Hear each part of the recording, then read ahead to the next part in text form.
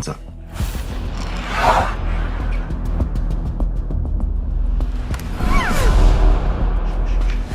Stay there.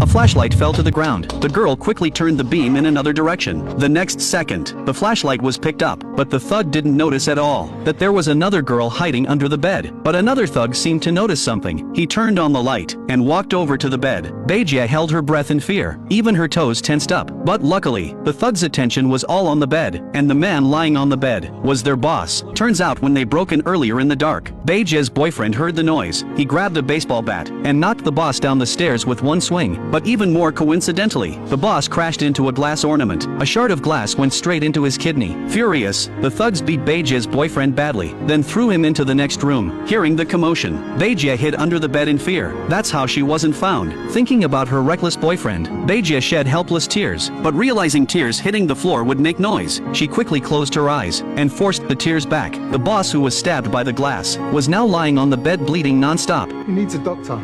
That suggestion was immediately rejected by his accomplices. They had just kidnapped this family. This was the perfect time to rob them. Going to the hospital would expose them. Thinking about the blood trail on the stairs, the boss immediately sent someone down to clean it up. Hearing this, Beijie felt her chance had come, but the second thug unexpectedly came back. He worried the boss couldn't take the pain, so he went online to find a way to stop the bleeding. But accidentally, he knocked Beijie's bag onto the floor. Seeing the phone sticking out, Beijie saw a glimmer of hope. She noticed the second thug was focused on the computer, so she reached out with a stick from under the bed to hook the bag. But just as she hooked the strap, it got stuck halfway. Seeing the second thug still staring at the computer, Beijie made a bold decision. She stuck her head out, planning to pull the bag over.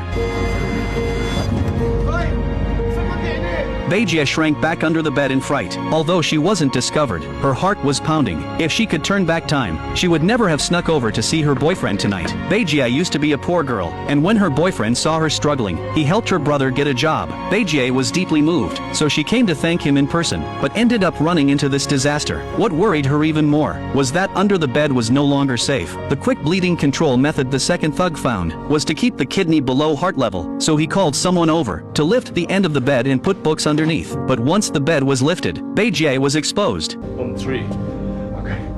1, 2, 3. Oh, wait. Wait there. The wife. She's a doctor. Beijie finally breathed a sigh of relief. She quickly took out her phone and typed a rescue message, but before she could send it, the phone died and shut off. Beijie was desperate again. Just then, her boyfriend's mother was brought in. Although she was a doctor, facing thugs who would still be in the mood to save lives. In her nervousness, she dropped something on the floor, but when she bent down to pick it up, she happened to see Beijie under the bed. The moment their eyes met, they both understood the situation. Although her boyfriend's mother didn't like poor Beijie, right now, only Beijie could save them. I need boiling water and towels cut into strips. Now. To cover for Beijie, her boyfriend's mother deliberately dragged things out until morning to stop the bleeding. But before the blood pressure stabilized, she pulled the glass out of the boss's kidney and explained this was the best treatment for now. Then she pressed a towel hard against the wound. The boss was in so much pain, he couldn't even groan, and when the glass was pulled out, he clearly felt his kidney got poked again. That was exactly her intention, because she wanted to cause internal bleeding. It wouldn't take long before he would be gone. She hoped Beijie could seize this sliver of hope. Then her boyfriend's mother had her hands tied and was thrown into another room. But just then, her boyfriend's father was dragged in. The thugs even put a tie on him, planning to take him to rob a bank. Because her boyfriend's father was the bank manager and could open the vault with facial recognition, Beijie stayed under the bed, waiting until the boss was motionless before daring to crawl out. But just then, turns out the boss had only dozed off. He still needed some time before dying. Beijie could only wait again. While he was chatting with the second thug, she reached for the alarm clock and set it for 20 seconds later. She crawled behind the second thug and tossed the clock away. When the beeping suddenly went off, while the boss and second thug were distracted, Beijie ran out immediately. But just as she reached the door, the handle turned. Looking through the peephole, she saw a man with an unfriendly face. Assuming he was with the thugs, she quickly hid in the upstairs bathroom in fear. But it turned out the man was a neighbor dropping by. Sensing something wrong inside, he opened the door and came in. But as soon as he went upstairs, the second thug took him out. Stop! Just a door away, Beijia broke into a cold sweat. She had to get out quickly. She noticed the window, but it was already sealed shut. She had no choice but to give up. Just then, the second thug opened the bathroom door. Admiring himself in the mirror, he suddenly pulled out a knife and heated it to 150 degrees with a lighter, then gritted his teeth and pressed the hot blade hard against his arm. Turns out every time he killed someone, he would injure himself as a kind of self-punishment for his conscience. Then he remembered there were still 2 people tied up in the bedroom. The second thug rushed out immediately. Seeing this, Beijia jumped down at once. She grabbed a pair of scissors, ready to rescue her boyfriend, but saw the second thug holding her boyfriend's feet, kissing him obsessively. The second thug grabbed Beijia, trying to twist her neck. He hated anyone interrupting his creepiness, but under extreme fear, Beijia's strength exploded. She shoved the second thug over and ran into the room, then stepped on the boss's wound and bounced up to the attic. The boss woke up from the pain. When the second thug came after her, Beijia had already pulled a box over, blocking the attic entrance, but it wouldn't hold for long. Beijia quickly shouted out the window, but her boyfriend's house was a large isolated villa. The nearest neighbor was miles away. Even if she screamed her lungs out, no one would hear, but her crying out greatly agitated the second thug. He immediately brought a ladder and tools, planning to do something brutal to her.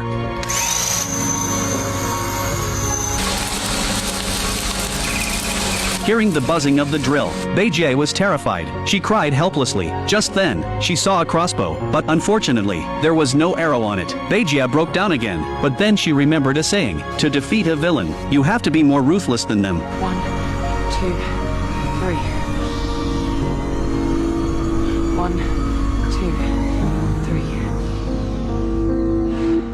Soon the second thug broke through the ceiling and climbed into the attic. Seeing the figure under the white cloth, he sneered. Girls will always hide like partridges, but under the cloth was just a doll. Beijia had already used the chance to jump down from the attic and shut the entrance, wedging it with a stick underneath. The second thug was furious above, but couldn't do anything. However, just as Beijia got off the ladder, the boss pointed a gun at her. This disaster-ridden man looked close to death, yet still wanted to make the most of his last breath. Beijia knew she couldn't escape, but she still honestly pleaded.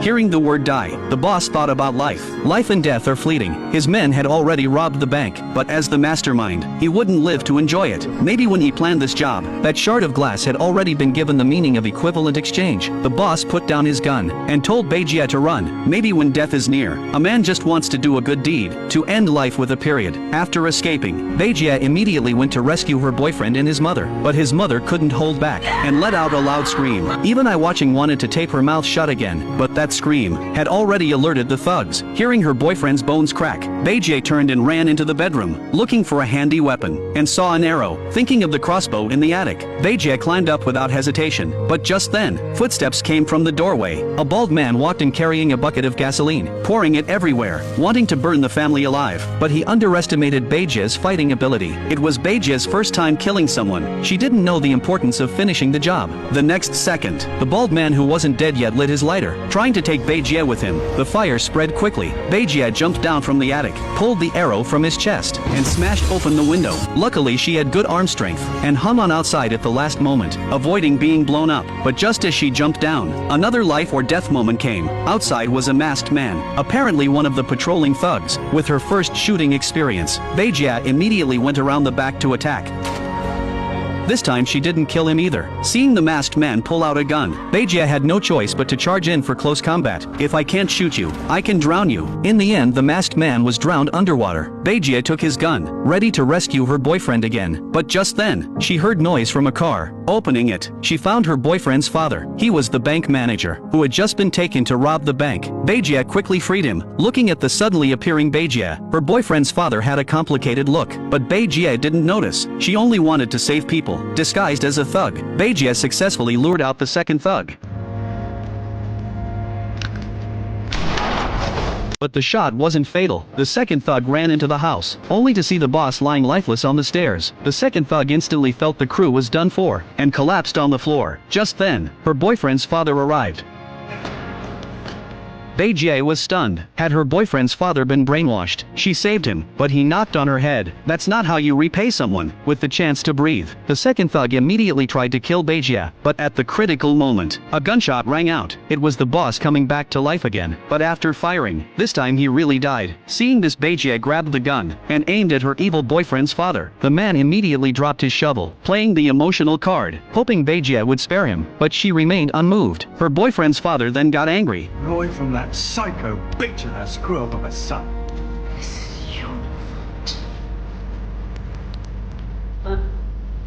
Turns out her boyfriend's father was in on it with the thugs. He pretended to be kidnapped, just to avoid suspicion of stealing from his own bank, but he never imagined he would end up dying at his wife's hands. After this, her boyfriend's mother no longer had prejudice against the poor, and was satisfied with Beijie's fighting skills. Her boyfriend also thought their love had passed the test, but Beijie turned and left. She only liked her boyfriend a little, but his family was wild one after another. If she married into it, who would dare sleep with their eyes closed? Better break up for safety. The movie ends here.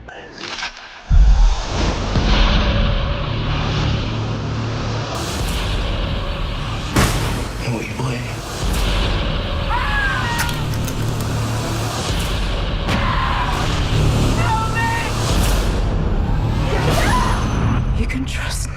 I don't know who to trust anymore.